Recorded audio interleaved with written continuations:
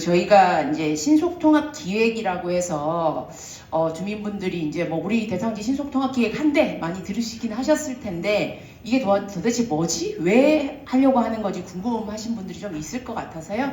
신속통합 기획이 어떤 제도라서 우리가 이렇게 진행을 하고 있는지 조금 설명을 드리겠습니다. 우리 신속통합기획은 우리처럼 이제 재개발이나 재건축하는 그 대상지들이 계획 수립하는 초기부터 우리 서울시 그리고 강북구 주민분들이 하나의 팀이 돼서 기획안을 만들고 요거를 이제 실제로 이제 법정 계획인 정비계획에 반영하고 심의까지 이어질 수 있도록 서울시가 계획 수립부터 절차 진행까지를 지원하는 제도입니다. 그래서 저희가 이제 계획하고 절차를 진행함에 있어서 가장 중요하게 생각하는 부분이 주민분들이 생각하시는 사업성에 대한 부분, 그리고 이제 공공이 추구하는 공공성, 요거를 어떻게 균형 있게 가져갈 것인가 하는 겁니다. 그동안 이제 주변에 재개발 들어가면 10년, 20년 얘기 많이 들으셨을 거예요. 그게 그 주민분들이 생각하시는 사업성에 대한 기대치, 그리고 공공이 뭐 심의하는 과정에서 전문가들이 요구하는 공공성에 대한 부분들이 간극이 워낙 크다 보니까 그걸 맞추는데 시간도 많이 걸리고 시행착오도 있었고 그래서 이제 재개발, 재건축하는데 시간이 많이 걸렸던 겁니다. 우리 신속통합기획은 이런 시행착오를 이제 줄여서 시간을 좀 줄이고요. 그래서 그런 시행착오를 최소화하기 위해서 아예 계획 만드는 아주 초기부터 나중에 이 계획을 심의해 주실 관련 위원회 분들하고 소통을 하면서 계획안을 만들어 갑니다. 그래서 뭐 설득을 드리기도 하고 때로는 설명을 드리기도 하면서요. 그래서 오늘 이제 잠시 후에 제가 설명드릴 우리 미아 130 일대 신속통합 기획안은 우리 대상지의 정비계획을 심의해 주실 도시계획위원분들이 한 3번 정도를 보셨습니다. 그래서 상당 부분 공감대를 형성해 주셨고요. 그래서 심의해 주실 분들이 내용을 아시기 때문에 뭐 당연히 좀 빨리 갈 수 있을 거고요. 게다가 우리가 신속통합기획이라는 제도를 만들면서 통상의 도시계획위원회라고 해서 한 30분 정도가 매주 격주로 해서 수요일 날 오후에 이렇게 한 달에 2번 하는 위원회에서 심의를 했었거든요. 근데 신속통합기획이라는 제도를 만들면서는 30분 중에서 특별히 정비사업에 조금 더 전문성 있으신 분들 9분을 모시고 안건이 모아지면 언제든 심의할 수 있도록 특별위원회를 만들었습니다. 그 위원회를 타는 것이 우리 신속통합기획 미아 130이기 때문에 우리 계획을 보신 분들이 소수가 훨씬 빠르게 심의를 할 수 있어서 아까 부총장님 말씀하시는 속도감 있게 저희가 할 수 있도록 행정적인 제도까지 만들어 놨다. 이렇게 생각을 하시면 될 것 같고요. 제가 내용 설명을 최대한 쉽게 한번 설명을 드려볼 텐데요. 처음 보시는 분들 조금 어렵거나 궁금하신 점이 있으실 것 같아요. 질의응답 설명 끝나면 충분히 받는 시간 갖도록 하겠습니다. 그때 여기 나와 계신 저희 팀들 같이 설명을 드릴 테니까요. 내용 들으시고 궁금한 한 부분들 질문 주시면 될 것 같습니다. 내용 궁금하실 것 같으니까 바로 우리 기획안 설명을 좀 드릴게요. 미아 130 일대 신속통합기획안 설명드리겠습니다. 어떤 배경에서 추진했는지 그리고 어떤 과정을 거쳤는지 조금 설명을 드리고요. 그런 과정을 거친 신속통합기획안 말씀드린 후에 향후 일정 순으로 말씀을 드리도록 하겠습니다. 우리 지역 오늘도 이제 오전에 계시다가 오셨겠지만 미아 우리 역 일대에 있습니다. 그리고 주변으로 이제 산자락이 꽤 많아요. 오패산, 오동근린공원 이렇게 숲에 인접해 있고 미아역에서 한 500m 건 내에 500m 안에 뭐 들어가는 데도 있고 그 건 안에 이렇게 좀 있는 지역이 되겠고요. 한 7만 7천 정도의 면적 되는 것 같습니다. 지역의 과거 어떻게 만들어졌는지 조금 한번 봤어요. 조선시대 뭐 이런 자료들을 한번 쫙 봤더니 예전에 산자락에 그냥 자연스럽게 이렇게 좀 만들어졌던 마을이었고 오패산에 작은 마을로 있다가 1960년대, 70년대에 이제 주택이 많이 필요하니까 우리 지역을 포함해서 미아동 번독 일대에 일단의 주택지 사업들이 만들어지면서 지금의 이제 주거지 형태를 갖춰갔고요. 그런 과정에서 기존의 산자락들이 좀 다 깨졌습니다. 끊어져 버린 상태로. 그래서 이렇게 쭉 흘러가던 녹지축은 좀 단절된 상태가 됐고요. 그리고 처음에 이제 60년대, 70년대 주거지 만들어진 이후에 이렇게 형태를 보면 70년대 우리 지역이 만들어졌고 8, 90년대 이렇게 가면서 현재까지 90년대 이전의 지역의 모습이 거의 다 만들어졌고 지금까지 변화 없는 채로 그대로 남아있는 상태입니다. 그러다 보니까 아무래도 좀 주거 환경이 노후하고 이런 상황인데요. 현재 상황을 보면 주변에 이 노후한 여러 가지 상황들, 도시 조직, 도시의 형태를 좀 바꾸기 위한 여러 움직임들이 굉장히 많이 이루어지고 있습니다. 우리 대상지 아래쪽에 미약 9-2 이런 부분들 속도감 있게 가고 있고요. 저희가 신속통합기획 대상지로 우리 대상지 오패산 자락에 넘어가는 지역에 있는 쪽에도 야동 권동 신속통합기획이 또 진행이 돼서 정비계획 이제 입안을 앞두고 있고 지역들에 굉장히 많은 변화의 움직임 속에서 우리도 같이 가야죠. 주민분들 굉장히 그 참여 정비해야 되겠다 지역 정비에 의지가 굉장히 높으셔서 신속통합기획 하겠다고 신청하실 때 이미 찬성에 대한 동의율이 한 50% 넘게 이제 시작이 됐고. 그렇게 대상지로 선정이 되고 또 서울시가 뭐 규제 철폐로 해서 입체 공원을 이제 어떤 그 정비 사업에 적용하겠다는 것을 발표하면서 바로 우리 대상지를 이제 시범 대상지로 선정을 해서 이제 시장님도 오셨고요. 그러면서 우리 지역 일대가 굉장히 이제 변화의 시작점에 있는 상황이다 이렇게 말씀을 드릴 수 있겠습니다. 그래서 저희가 이제 신속통합 기획을 하면서 우리 대상지가 어떤 특징이 있는지 조금 자세히 살펴봤어요. 그래서 첫 번째 우리 대상지를 보면 앞서 말씀드렸던 것처럼 우리가 이제 오패산 자락에 위치를 하고 있다 보니까 그 최대 우리 지역이 높이 차가 좀 있습니다. 최대 한 25m, 제일 낮은 곳과 제일 높은 곳이 25m 정도의 높이 차가 있는데 이 25m는 아파트 한 8개층 높이인 거예요. 굉장히 높은 높이 차가 있고 그 높이 차의 상당 부분이 오패산 쪽 자락에 붙어 있어요. 그래서 여기 그림에 보시면 아시겠지만 우리 이제 달팽이 계단이라고 해서 오패산으로 넘어가시는 쪽에서 많이 이용하시는 학교 가는데 애들 길 있잖아요. 이 달팽이 계단 있는 쪽이 좀 경사와 높이 차가 굉장히 옹벽이 많이 되어 있는 부분들. 그러다 보니까 주민분들이 그 도봉로에서 오패산로 가시기에 이제 다리가 불편하면 가기 어려운 상황, 걸어가시기 굉장히 어려운 그런 상황으로 조금 저희가 이해를 했고요. 그리고 이게 단차가 있고 경사도 있고 하다 보니까 도로 상황도 저 별로 안 좋습니다. 남북 방향으로 우리가 도봉로 있고 오패산로 차로 이제 남북 방향으로는 이렇게 다니시는데 이 두 도로 사이에 있는 동서 방향의 도로들이 기본적으로 연결이 잘 안 돼요. 끊겨 있고 옹벽으로 끊겨 있고 대표적으로 아까 말씀드렸던 요 달팽이 계단 쪽 아예 이제 연결이 안 돼 있다거나 대상지 아래쪽도 우리 지역 아래쪽도 끊겨 있고 또 우리 대상지 중앙에 연결되는 부분이 하나 있기는 한데 일단 이 부분이 갑자기 경사가 이 부분에서 심해지다 보니까 교통사고가 굉장히 많이 나고 있는 지역이다. 그래서 저희가 이 부분에 대해서 있지만 폭도 좁고 교통사고도 많이 나고 있고 그래서 지역적으로도 좀 고민인데 게다가 우리 대상지로 보면 제일 정중앙에 도로가 있잖아요. 이 도로가 지역 차원에서는 굉장히 중요한 건 맞거든요. 두 개가 여기 이 도로가 없으면 여기 가려면 너무 위아래로 멀리 가야 되니까 중요한데 우리 입장에서는 얘가 아파트 단지 안에 나중에 들어와 버리면 단지가 도로로 쪼개지는 고민이 있다 보니 이걸 또 어떻게 해야 될지 우리의 또 숙제인 상황으로 좀 저희가 인식을 했습니다. 그리고 대상지에 보면 앞서 오패산 자락에 형성돼 있다, 오동굴림공원 연접해 있다라고 했는데 이게 또 높이차가 있다 보니까 가기가 또 만만치가 않아요. 그래서 뭐 차로 가기도 좀 애매하고 걸어가자니 산에 가다가 힘 다 빠지고 그래서 공원 가기도 좀 애매하고 또 우리 지역 앞쪽에 보면은 공원 있긴 있는데 지역 주민들이 살고 계시는 인구수에 비해서 공원이 너무 작죠. 좁고 그래서 공원에 현장에도 와보면 공원 이용성은 굉장히 높은데 너무 비좁다는 느낌을 많이 받고 공원이 너무 부족하다는 느낌을 많이 받는 그런 지역이기도 합니다.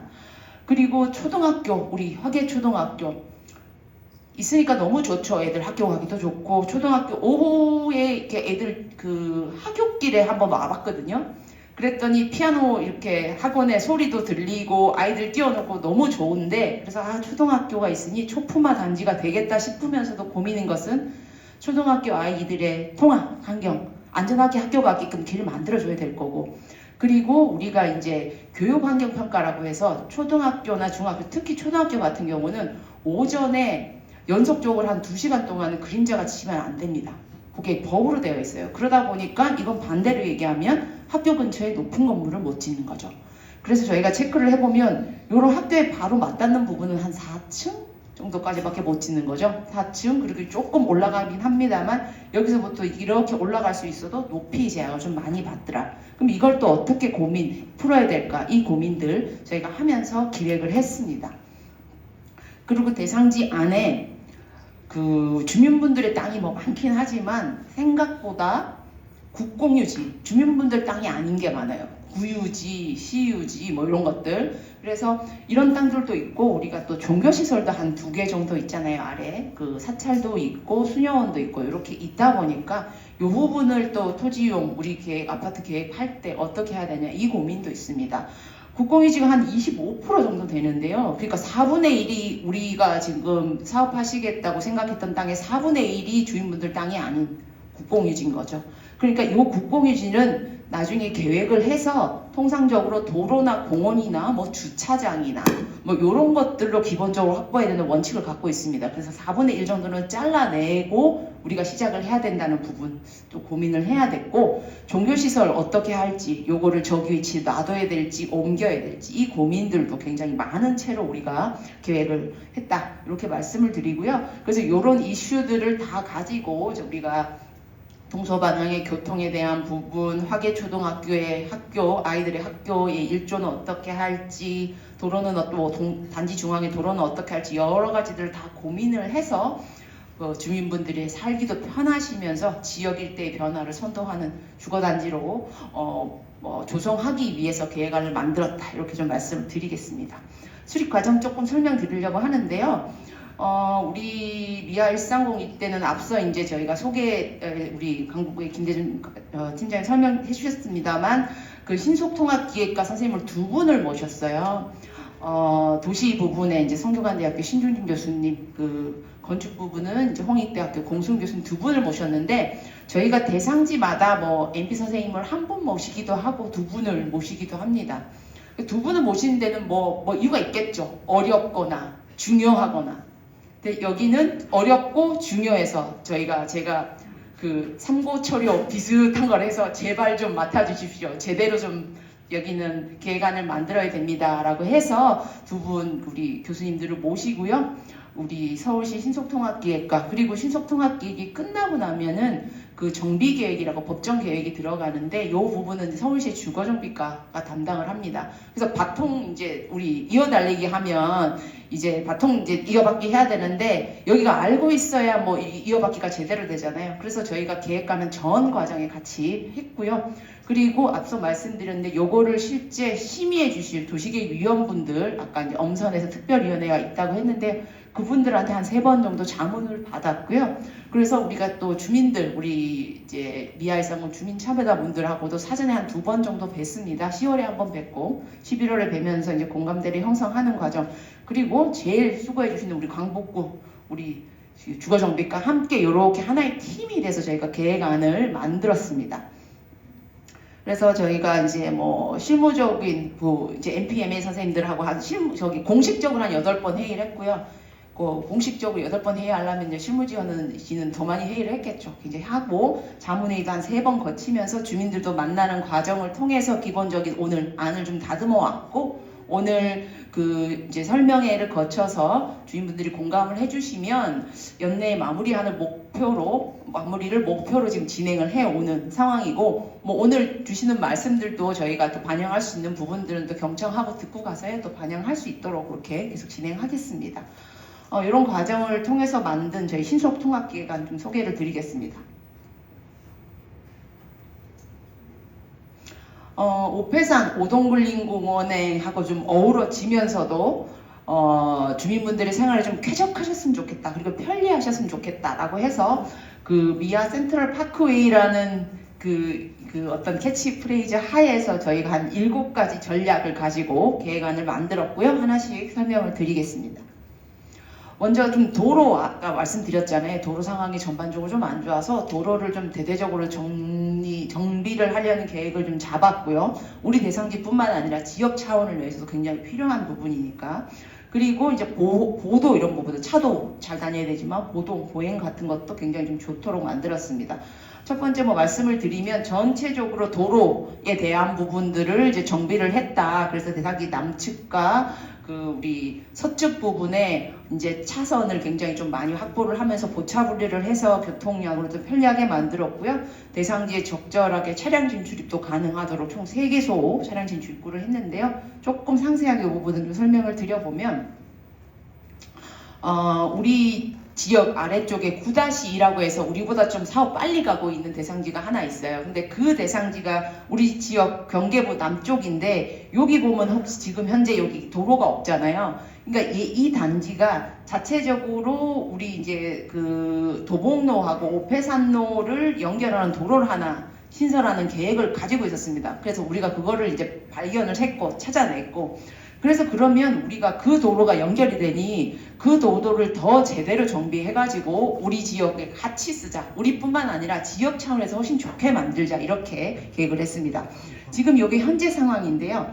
미아 9-2 우리 아래쪽에 있는 데가 우리 지금 원래 있는 요 도로는 그냥 두고 여기에 이제 한 3m, 3.5m 정도 옹벽을 발생시키면서 도로를 만드는 계획을 갖고 있었어요. 그래서 우리가 움직임이 없는 상태에서 여기 도로가 만들어지면 요 우리 대상지 아래쪽에 이쪽으로 붙는 도로가 생기는데 옹벽이 3.5m 옹벽이 있는 채로 도로가 생기는 거죠. 그러다 보면 우리는 도로에서 꺼져 있는 지역이 되는 거라서 조금 불편한데 요 부분을 우리가 이번에 사업을 하면서 여기 있는 요 도로를 구역에 넣어가지고 요 도로 자체를 전체적으로 레벨을 맞춰서 정리를 한 번에 했습니다. 통합정비라고 저희가 표현을 하는데요.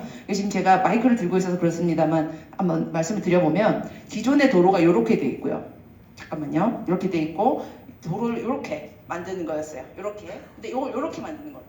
그러니까 도로가 어긋나게 해서 옹벽이 있었던 거를 하나로 붙여주게끔 이렇게 정리를 했고 이 부분이 도로가 제대로 붙는 거죠. 여기에 만들어지고 그러면서 여기 단지 중앙에 있었던 도로는 교통사고도 많이 나고 이런 부분들 문제도 있으니까 그리고 우리 단지도 반으로 나눌 수 있으니까 밑에를 제대로 우리가 만들어주면서 붙는 게 생겼으니 좋은 게 생기니까 요거는 좀 안 좋으니 요거는 없애자 그렇게 좀 정리를 했습니다. 그래서 지역 차원에서도 더 제대로 된 도로를 만들면서 우리 대상지에도 하나의 단지로 만들어질 수 있도록 도로를 좀 제대로 정비했다는 말씀을 드리고요. 그리고 우리 대상지 요 앞쪽에 보면 요 도로가 폭원이 꽤 넓은데 지금 양쪽에 이제 주차, 노상 주차장으로 해서 주차 문제가 워낙 심각하다 보니까 양쪽에 이제 주차면으로 굉장히 많이 잡아먹고 있잖아요.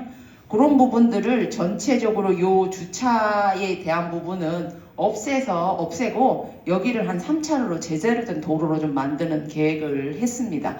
그래서 이런 부분들 아래쪽도 3차로, 이 옆도 3차로로 해서 대상지 주변으로 좀 제대로 된 그래서 차량 소통이 굉장히 원활하면서도 보도도 별도로 만들어지니까 보행자도 안전한 형태의 도로들을 만들었고 그러면서 대상지 이제 오폐산로 아래쪽 이 부분으로 해서 3개의 차량 진출입구 대상지 어디에서든 진출입하실 수 있도록 굉장히 그런 부분들 편하게 만들었다는 말씀 드리겠습니다.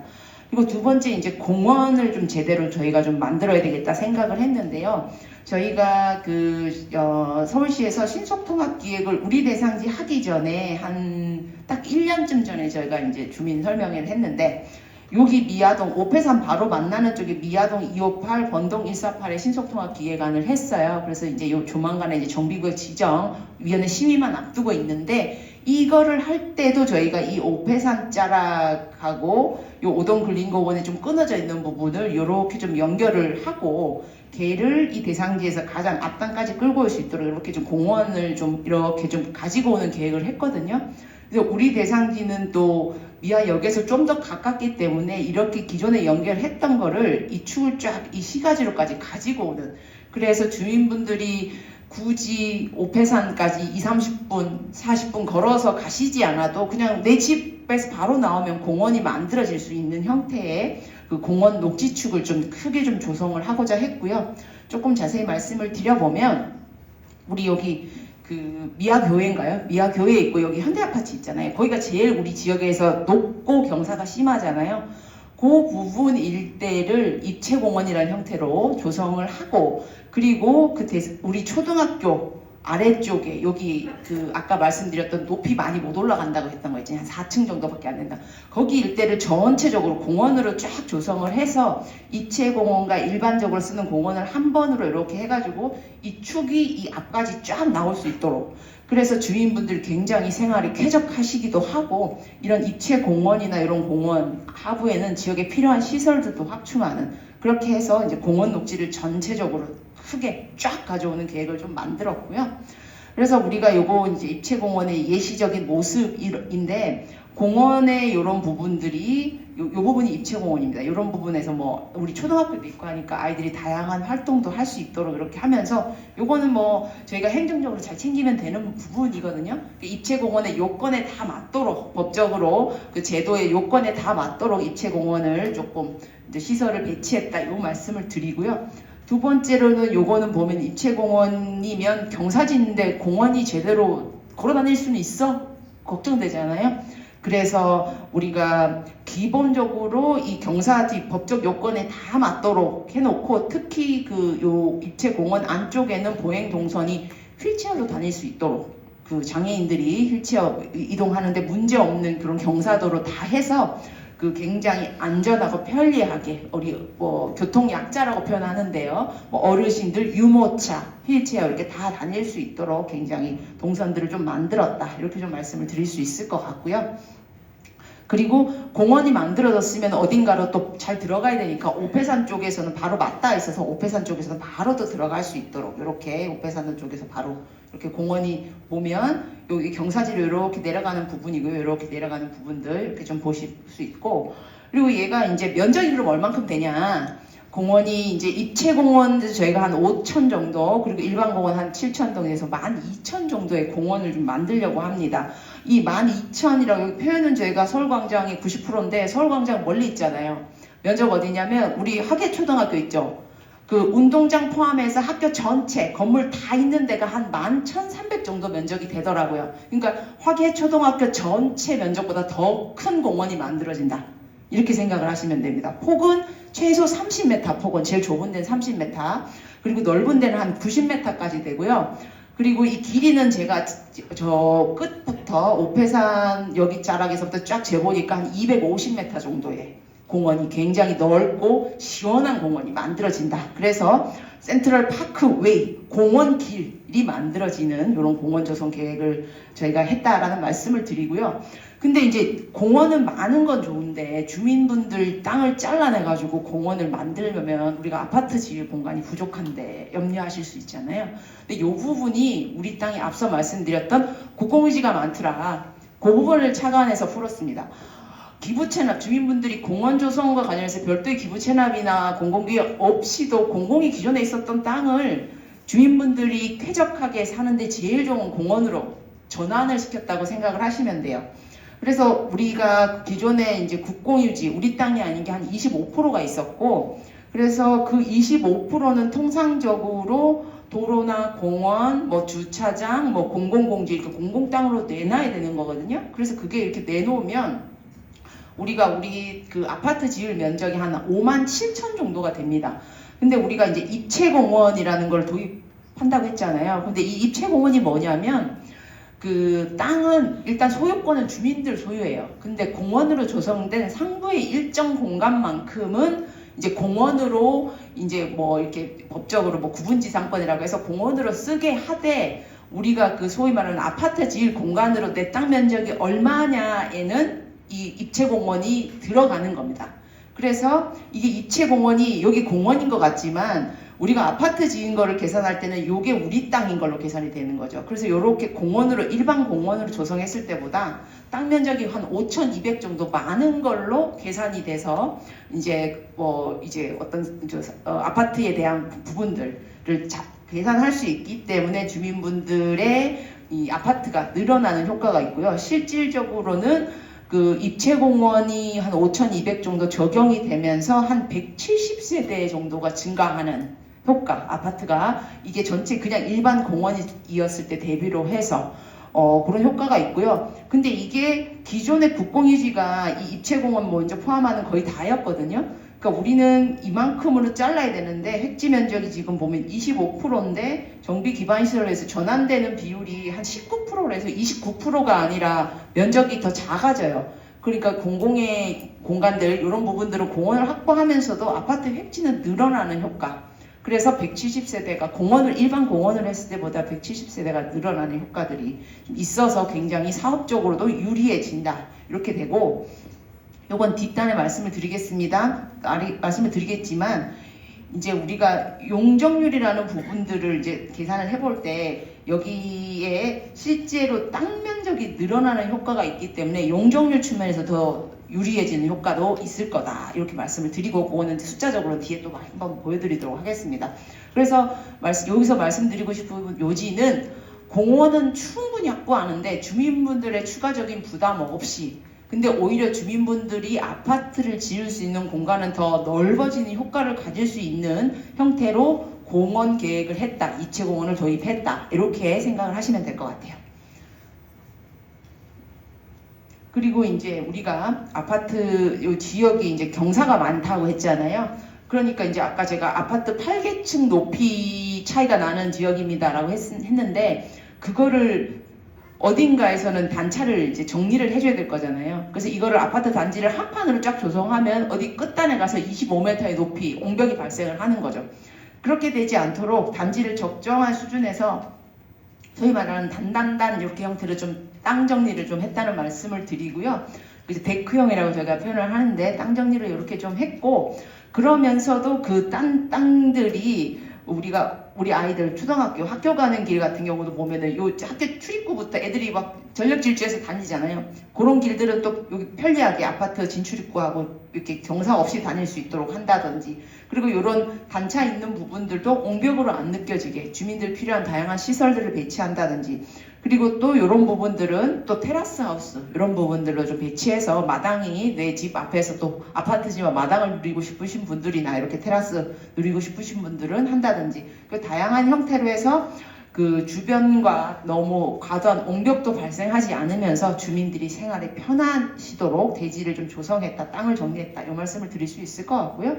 그래서 아까 말씀드렸습니다만 아이들 학교는 단단단으로 되어 있지만 경사 없이 갈 수 있도록 그리고 여기서부터 보편산자락으로 넘어오는 이런 길들은 보행동선이 또 잘 이어질 수 있도록 적절하게 공공보행통로를 설정하든지 이런 식으로 해서 그 보행 환경들에 대한 부분들도 좀 쾌적하고 편리하게 하실 수 있도록 했고 아이들 학교도 안전하게 갈 수 있도록 조성했다 이렇게 말씀을 드립니다.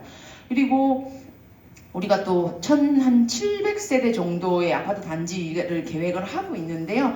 이 지역이 보면은 사방에 맞닿고 있는 그 지역의 특징이 굉장히 달라요. 북쪽은 학교, 공원하고 맞닿고 또 서측은 우리 시가지 부분 쪽하고 맞닿고 또 남측은 어떤 아파트 단지와 또 맞닿는 굉장히 다양한 특징을 갖고 있기 때문에 그 각 특징별로 아파트 단지 안에 그 부분별, 영역별 특징에 맞도록 그 건물, 아파트의 주동들을 굉장히 다양하게 좀 배치를 했다는 이 말씀을 드립니다. 그래서 공원이 잘 보이는 어떤 공간들은 공원을 좀 잘 보이게끔 한다라든지 또 단지의 또 중앙부에 또 우리 대상지를 또 상징해주는 상징적인 또 높은 건물도 있어야 될 것이고 그리고 또 가로변에는 또 가로 특성에 맞는 이런 형태들 그래서 주변하고 조화를 이루면서도 단지가 굉장히 특징적으로 보일 수 있도록 그런 건물의 디자인도 특화하자 이렇게 좀 제안을 드리고요.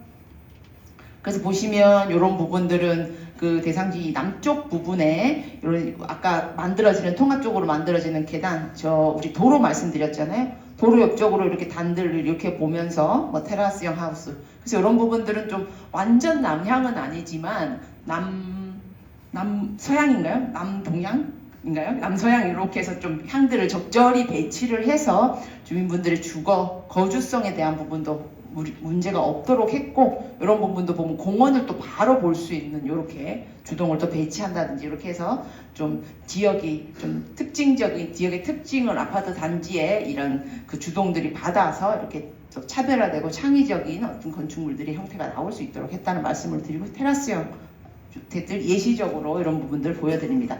꼭 이렇게 만들진 않으셔도 되는데 기본적으로 이 정도는 주민분들이 이제 확보해 놓으신 상태에서 이후에 정비구역 지정이 되고 나면 뭐 조합이 또 설립이 되면 본 설계팀을 뽑으시거든요. 그럼 그 팀에서 요거 기준으로 요거보다 더 좋게 만들어 주세요 이렇게 가시면 되니까 기본은 요거 깔고 시작하신다 이렇게 생각하시면 될 것 같아요. 그리고 이제 경관, 우리가 이제 지역에 보면 오페산 자는 게 그렇게 잘 보이진 않는데 그래도 뭔가 이렇게 어딘가 좀 트여 있으면 단지 안에서도 그렇고 길 가다 보면 또 시원한 감을 느끼잖아요. 그래서 우리가 이제 미아 우리 오페산로 그 맞은편 쪽으로 해서 미아동 건동하면서 약간의 통경축 이런 부분 통경 경관축을 만들어 놓은 그 부분들이 조금 있습니다. 그래서 우리 대상지 아래쪽에 남쪽에 넓은 도로가 하나 만들어지고 북쪽에는 또 넓은 공원이 만들어지잖아요. 거기를 통해서 자연스럽게 통경축들이 연결될 수 있도록 했고 단지 중앙에도 좀 시원하게 걸어가시는 그 부분에서 열린 배치라고 해서 단지 부분이 오페산 쪽을 어딘가에서 보면 보일 듯 말 듯 될 수 있도록 그렇게 열린 경관을 형성할 수 있도록 계획했다는 말씀을 드리고요. 그러면서도 주변의 스카이라인들 고려해서 지금 보시면 학교 쪽에 제일 먼저 공원이 있으니까 요 높이의 제약이 제일 많은 부분은 이래저래 우리 입장에서는 공원도 만들어지고 높이 부분에서도 조금 더 자유로워지면서 학교에서 좀 멀어질수록 높아지죠. 그래서 요즘이 가장 높게 지을 수 있는 부분입니다. 요 부분은 또 도로가 있다 보니까 여기는 학교에서 멀긴 하는데 최대로 높일 수는 없어서 계산을 해보면 요즘이 가장 높게 지을 수 있는 부분. 그래서 한 최고 35층 정도의 아파트 이렇게 하면서 주변하고 조화를 이룰 수 있는. 그래서 단지 중앙 좀 높고 학교라든가 어떤 이제 주변으로 조금 낮은 형태의 그런 스카이라인들을 이 아파트 전체 모습을 이렇게 좀 만드는 높이 계획을 했다는 말씀을 드리고요. 그리고 우리가 지금 그 도로 부분을 우리가 이제 세게 정리를 했잖아요. 주민분들 제가 만나봤을 때 단지 중앙에 그 도로 있으면 단지 쪼개지는데 그 염려를 많이 하셨던 것 같아요. 그래서 그 부분은 우리 아파트 단지만을 좋게 하기 위해서가 아니라 지역 차원에서 훨씬 좋게 하기 위해서 통합적으로 정비하면서 밑으로 내리고 또 요 앞단에 여기도 지금 노상 주차장 이렇게 있었던 부분을 없애서 차선 넓게 만들면서 그 주차 또 대상지 안에 우리 공영 주차장도 굉장히 넓은 거 있었잖아요. 이런 부분들은 여기 공원 조성되는 합으로 다 집어넣으니까 여기에 길에 주차를 할 필요가 없죠. 그래서 이런 부분들이 넓게 쓰는데 이게 우리 대상지의 구역계가 아니니까 여기를 우리가 건드릴 수가 없어서 이 부분을 우리 구역계 전반적으로 공공 땅을 이제 구역계에 넣었다가 빼면서 다시 정리해주는 형태로 그렇게 도로 부분을 좀 넣었다는 말씀을 드리고 그리고 우리가 이제 여기에 이제 사찰하고 이제 수녀원이 있었는데 이 종교시설을 어떻게 할 거냐에 대한 고민이 사실 좀 많습니다. 통상 종교시설은 이제 경계부에 있으면 상황에 따라서 뭐 이전 배치를 하기도 하고 존치를 하기도 하는데 우리 대상지 같은 경우는 그 종교시설을 존치를 하는 상태에서는 아래쪽 도로를 정비를 할 수 없어서 이 도로를 그대로 살려야 되는 상황이 되더라고요. 이렇게 정리를 해보니까. 그래서 이런 종교시설 쪽하고는 우리 구청하고 사전에 이렇게 좀 의사를 살짝 여쭤봤어요. 우리가 이렇게 좀 적절히 이전 배치를 해주는 전제면은 가능하시겠냐라고 했고 이제 그런 부분들에 대해서 적절한 조건이 맞으면은 움직이실 여력이 좀 있으시다라고 좀 사전에 의사를 좀 받아서 우리가 그러면은 지역 차원에서 도로 정비가 가장 중요하기 때문에 이런 부분들은 좀 이전을 해서 도로 레벨에 맞추고 이렇게 좀 정리를 하는 것으로 기반시설을 제대로 확충하면서 종교시설에 대한 부분도 이전하는 것으로 저희가 적극적으로 제안을 드리는 바입니다. 그리고 아까 말씀드렸던 이런 부분들 지역의 주차 우리 아파트 단지는 이제 아파트가 지어지고 나면 주차 문제 없게 정리를 하겠지만 그래도 주변에 이제 주차가 또 많이 필요하니까요. 그런 부분들은 공원 하부에 적절하게 주차장으로 이렇게 넣어서 이런 부분들 도로 정리하고 이런 부분들도 이렇게 좀 배치하는 걸로 그렇게 좀 정리를 했다는 말씀 드리겠습니다. 그리고 이제 이 부분까지가 우리 계획 전체적으로 어떻게 구조를 만들었습니다인데 그러면 우리 대상지 이제 사업적으로 얼마나 도움이 되는 거냐 그 부분 사업이 둘러갈 수 있는 여건은 뭐냐 혜택 뭐 줬냐 그 부분 좀 말씀을 드리려고 하는데 용도 지역이 우리 대상지가 이제 2종 7층이라고 되어 있는 용도 지역이 현재 용도 지역이. 그래서 여기를 2종 7층만 해도 이제 높이 제약이 있거든요. 뭐 이 7이라고 붙어 있는 것 자체가 높이 제약을 의미하는 건데, 높이 제약은 없는 2종 일반 주거 지역으로 한 단계 상향을 했고요. 근데 2종 7층에서 2종 일반 주거 지역으로 한 단계 상향하는 거는 서울시가 이제 이미 규제 완화 정리를 해서 기부 체납을 안 해도 됩니다. 그래서 우리는 기부 체납을 안 하고 우리 대상지의 실리를 찾도록 2종 일반 주거 지역을 용도 지역 한 단계 상향을 했고, 그리고 대상지 서울시가 이제 올해 우리부터 정비 사업의 어떤 사업성 증진을 위한 여러 가지 제도들을 많이 넣었어요. 여기 말하는 뭐 기준 용적률 완화, 사업성 고정 개수 뭐 이런 것들. 그래서 우리 대상에 쓸 수 있는 거 다 썼어요. 쉽게 말하면. 그래서 기준 용적률이라고 해서 원래 이제 190%, 189% 정도에서 끝이 나야 될 거를 한 20% 정도 더 줄 수 있는, 좀 작은 주택을 넣으면은 20%를 기준점을 올려줄 수 있는 제도가 있거든요. 근데 그게 굉장히 작은 게 아니라 요즘 일반적으로 공급하는 소형주택 정도 공급을 하시면 되기 때문에 그런 것들 우리가 찾아 먹을 수 있는 거 다 찾아 먹었다. 그래서 여기 보시면 조금 흐립니다만 기준 용적률이 한 20% 정도 올라가는 모습을 보실 수 있고요.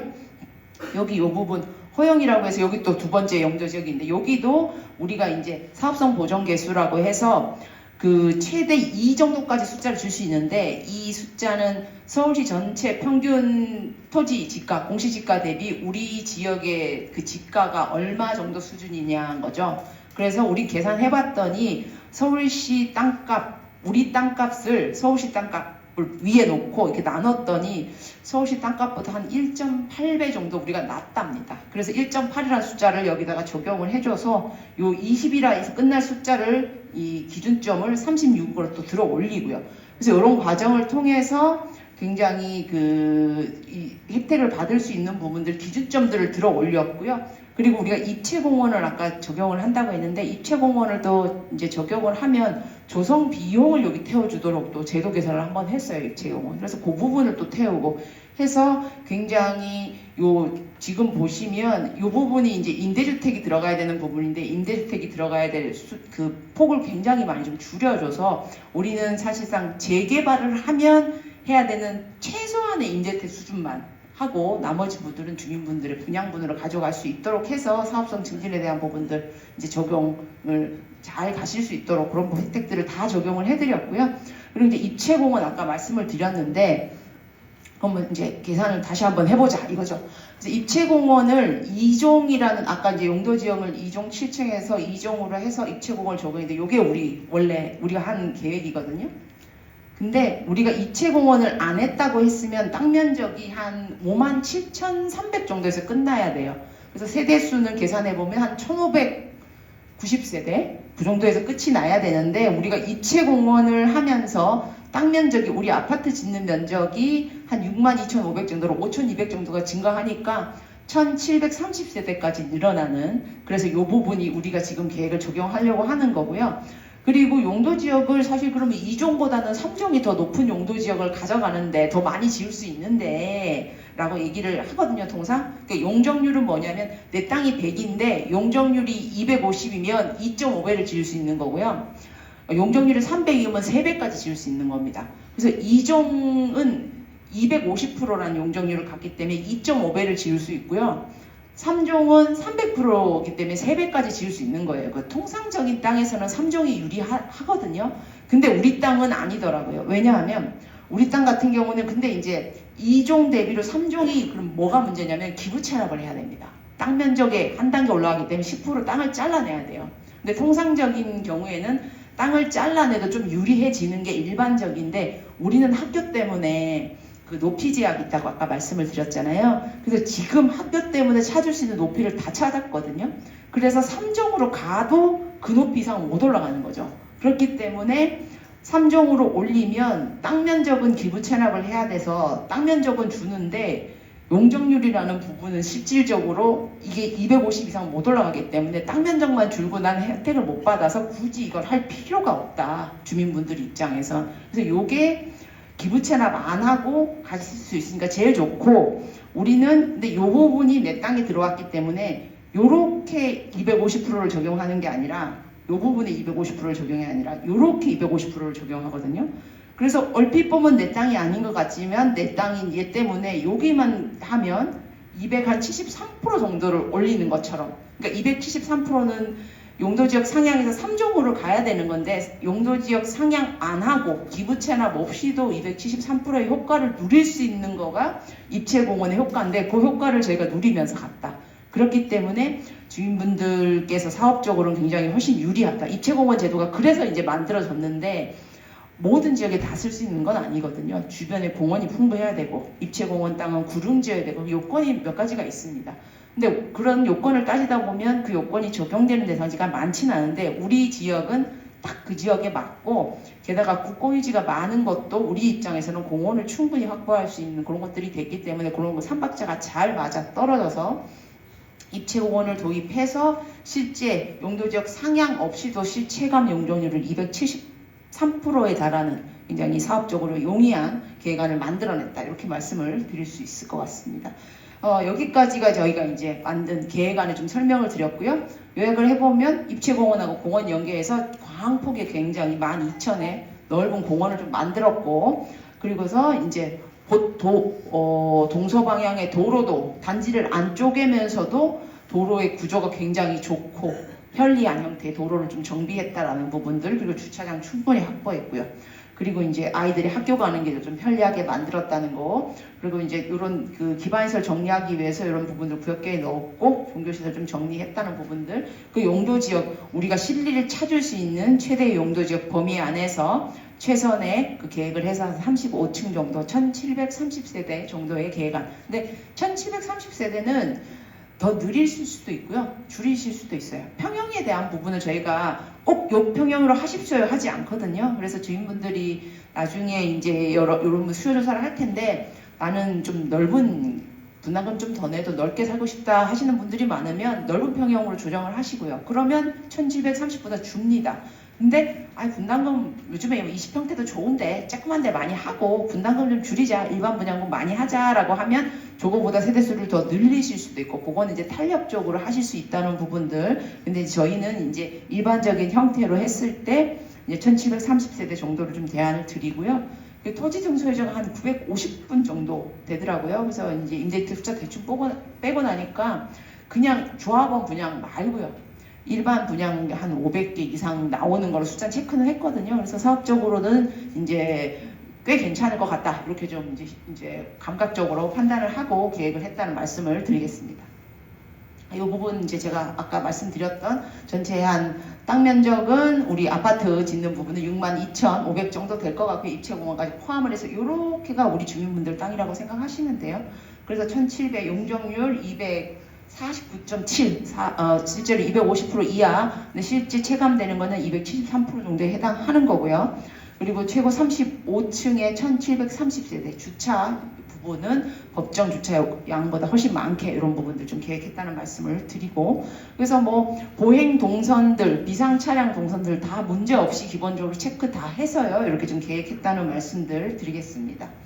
그래서 이 부분이 보시면 전체적인 아파트 단지 조감도인데 아까 들어오실 때 모형 보셨죠? 그 모형 이렇게 좀 조감도 형태로 만들어 놓은 거고, 저희가 이 부분들이 이제 그 미아 여기가 이제 오페산로고, 이쪽 그 먼저 신통 진행한 미아 258에서부터 또 공원이 요 앞에 만들어져요. 그 공원 타고 이렇게 넘어오시면 입체공원, 그리고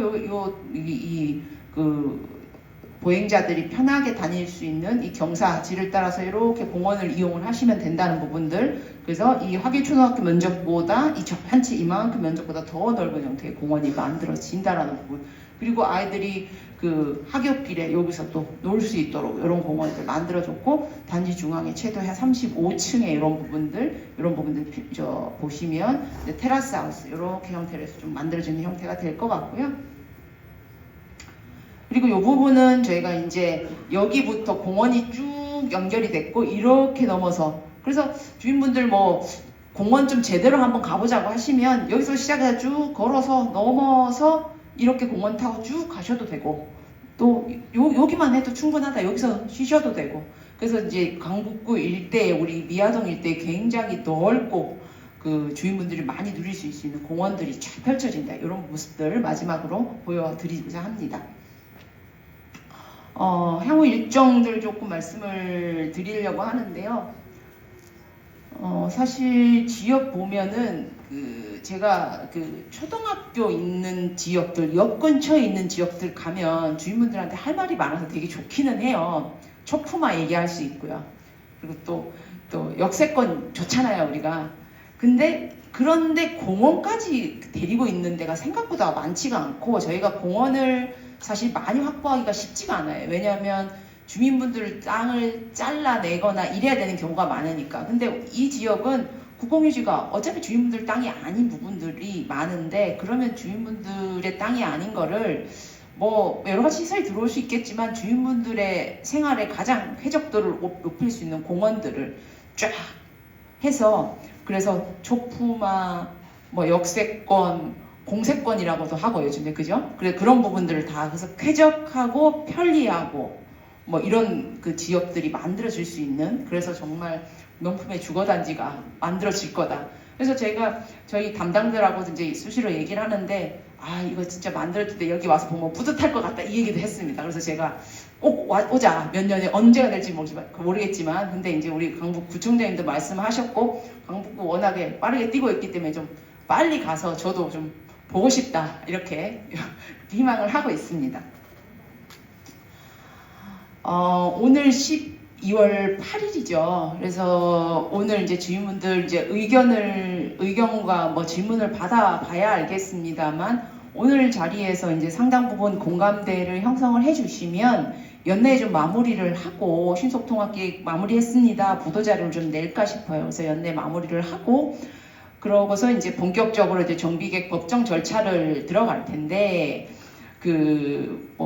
우리 아까 보시면 협력업체 양사를 소개를 드렸잖아요. 저 팀들이 지금 자료 열심히 준비하고 있습니다. 법정 자료들 만들고 있고, 저랑도 계속 이제 수시로 눈 마주치고 있는데 그렇게 하고 있대요. 내가 지금 이렇게 하니까 하고 있답니다. 그래서 바통 터치를 잘 받아가지고 굉장히 좀 빠르게 진행될 수 있도록, 그래서 주민분들의 공감대가, 이 정비계획이 또 입안이 되려면 주민분들 동의 요건이나 이런 부분들이 굉장히 중요한데, 주민분들이 지금 정비계획 입안에 대한 최소한의 이제 동의율에는 육박하는 넘는 이상의 시청하실 때부터 했기 때문에 굉장히 이제 빠르게 갈 수 있게 되기를 좀 희망을 하고, 주민분들의 일정 관리나 이런 분들을 잘 하셔서 좀 빨리 하실 수 있기를 희망합니다. 그렇게 될 수 있도록 우리 서울시 강북구 함께 열심히 또 지원하도록 하겠습니다. 그래서 이 부분은 뭐 정비계획 입안이라고 하는 부분, 도시계획위원회. 근데 오늘 저희가 하는 요 설명에는 신속통합기획안 이렇게 만들었고요. 요거대로 정비계획안 만들라고 하는데 주민분들 어떠세요? 의견을 여쭙는 자리입니다. 그래서 요게 주민분들 좋다, 이대로 정비계획 가자라고 하시면 빠르게 정비계획안 만들고요. 그리고 이제 법정 절차로서 주민 설명회를 합니다. 그때도 이제 강북구에서 주관을 하실 거고, 우리 그때는 이제 우리 다른 분들이 또 설명을 하실 건데, 지금 내용하고 동일한 형태의 법적 요건에 맞춰서 설명을 하는 형태로, 법적 절차니까요. 그렇게 빠르게 해가지고 서울시로 이제 보내면, 이제 우리 바통터치 준비하고 있는 주거정비과에서 위원회 이제 심의 준비를 하고, 저희 신통과 또 강북구 같이 모니터링하면서 절차 진행을 해가지고요. 빠르게 정비계획이 위원회 심의가 태워지면 뭐 추진이든 이제 조합이든 이렇게 좀 가시거든요. 그러면 이제 주민분들이 지금은 같이 뛰고 계시지만 또 아직까지 법적으로는 이 추진 주체라고 말하기는 조금 어려워요. 근데 정비구역이 딱 지정이 되면 이제 또 상황이 달라지기 때문에 그 상황까지 빠르게 가실 수 있도록 그렇게 좀 이제 절차를 잘 진행하시기를 소통하셔서 그렇게 좀 희망을 하고 있습니다. 여기까지 저희가 준비한 설명은 마무리를 짓도록 하고요. 질의응답으로 넘어가면 될 것 같습니다. 일단 저는 일단 이 설명에 대한 부분은 인사를 좀 마무리를 했다는 인사를 드리고 마무리하겠습니다. 감사합니다. 네.